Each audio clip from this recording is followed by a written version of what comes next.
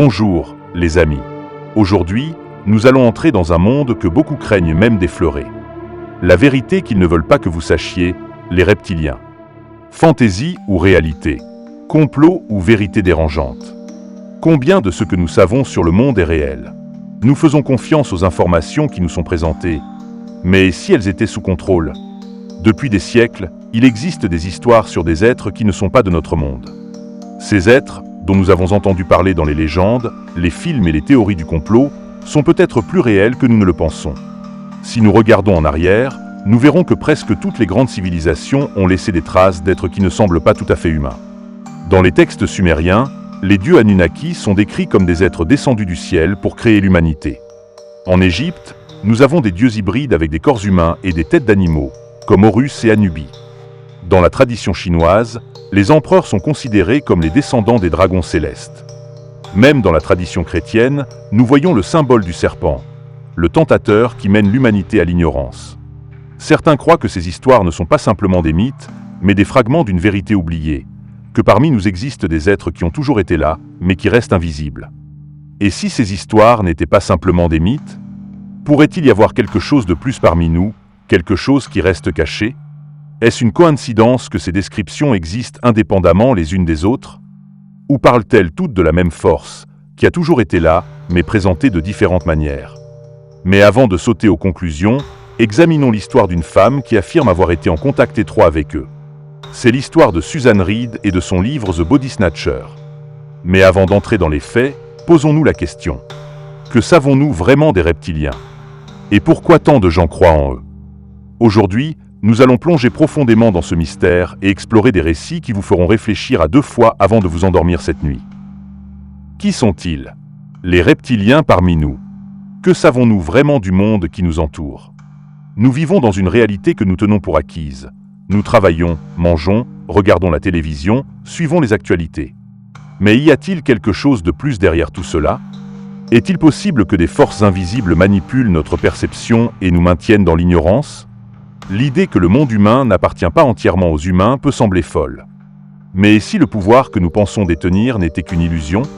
Les témoignages de témoins racontent des transformations instantanées, des yeux qui brillent différemment, des ombres qui ne suivent pas les lois normales de la lumière. Est-ce un jeu de l'imagination ou quelque chose que nous ne devrions pas voir? Certaines personnes qui prétendent avoir rencontré ces êtres partagent des détails terrifiants. Ils sont parmi nous. Ils surveillent ceux qui doivent être éliminés. Ils attendent les moments où une personne est la plus faible, puis ils frappent. Ces mots viennent de vraies conversations, des conversations qui n'auraient jamais dû être entendues. Leur méthode, comment s'emparent-ils des corps humains? Comment est-il possible que des êtres qui n'appartiennent pas à notre race se déplacent parmi nous sans être reconnus? Il existe plusieurs théories sur la façon dont les reptiliens peuvent s'emparer des corps humains. Transformation physique, la capacité de changer de forme pendant de brefs instants. Possession énergétique, la pénétration dans la conscience humaine et le contrôle de l'intérieur. Expérience génétique, la création d'hybrides qui nous ressemblent, mais ne sont pas entièrement humains. Laquelle de ces théories est la plus proche de la vérité?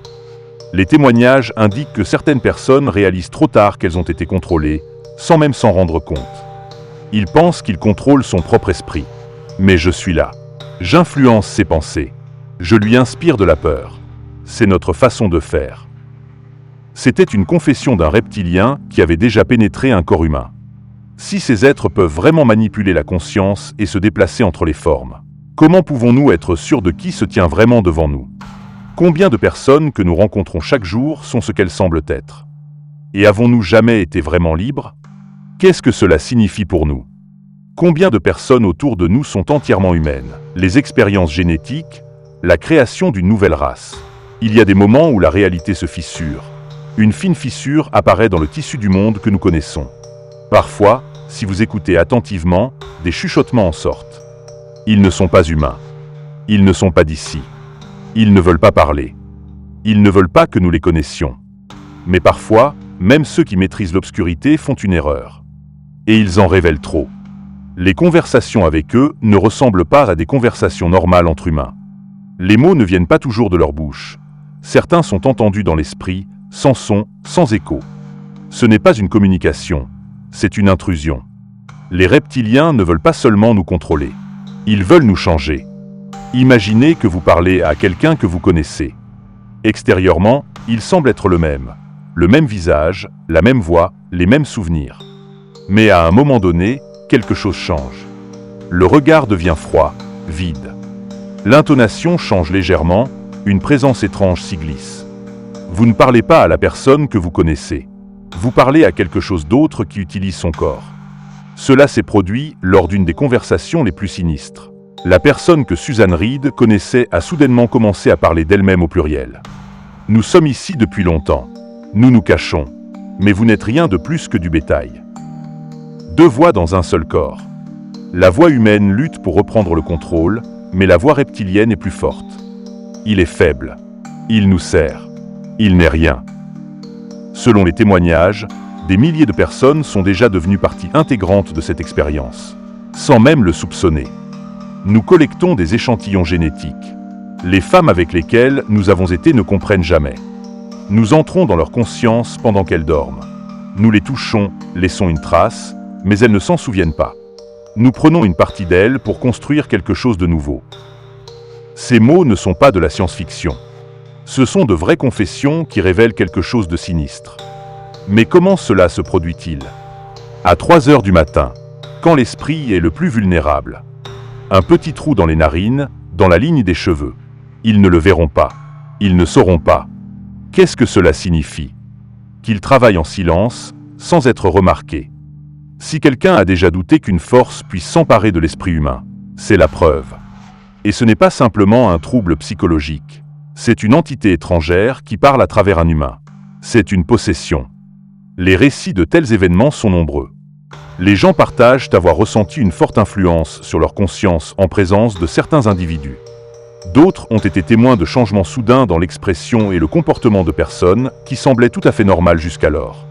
Encore plus étranges sont les récits des souvenirs disparus, une perte de temps, des peurs soudaines qui surviennent sans raison. Est-ce simplement un phénomène psychologique? Ou est-ce un signe d'une manipulation plus profonde? Si c'est vrai, combien d'entre nous portent déjà quelque chose en eux sans le savoir?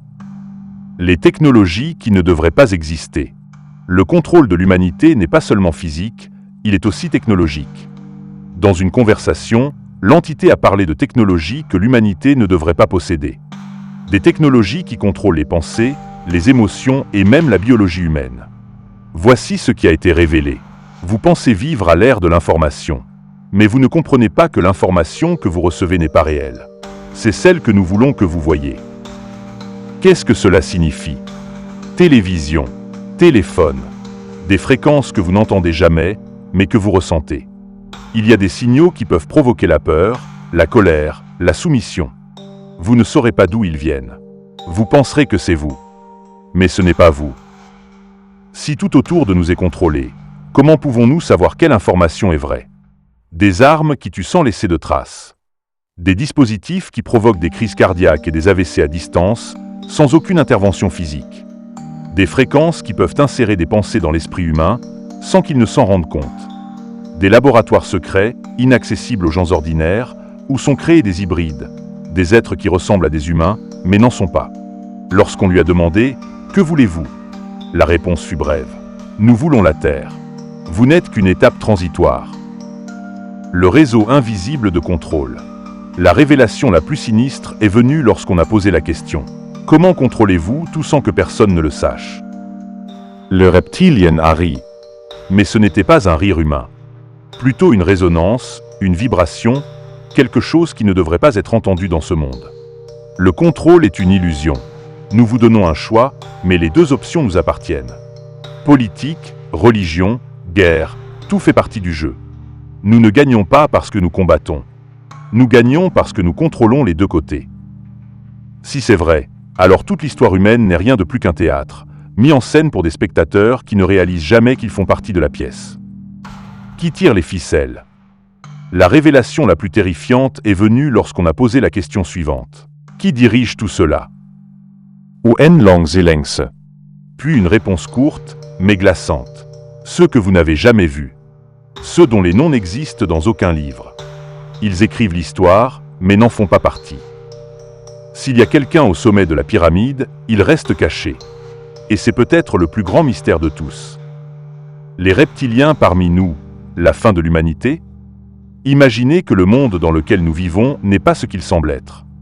Que nous ne sommes qu'une étape dans un plan plus vaste, qui se déroule depuis des millénaires, sans que nous en ayons conscience. Les reptiliens n'ont pas l'intention de rester dans l'ombre pour toujours. Ils préparent un monde où l'humain que nous connaissons aujourd'hui n'existera plus. Selon les conversations secrètes qui ont été révélées, ils ont déjà commencé à mélanger leur génétique avec la nôtre. Mais ce ne sont pas seulement des légendes. C'est un plan stratégique et méthodique qui suit plusieurs étapes clés. Une infiltration progressive dans la structure du pouvoir humain. Une modification génétique de l'humanité par des hybrides. La création d'un monde où les humains purs seront superflus. Mais à quoi ressemble ce monde futur? Nous serons grands. Une forte stature, environ 2 mètres. Nous aurons des caractéristiques humaines, mais pas entièrement. Nous avons déjà développé notre future forme. Ce n'était pas une théorie, c'était une affirmation confiante, prononcée par une entité qui sait ce qui nous attend.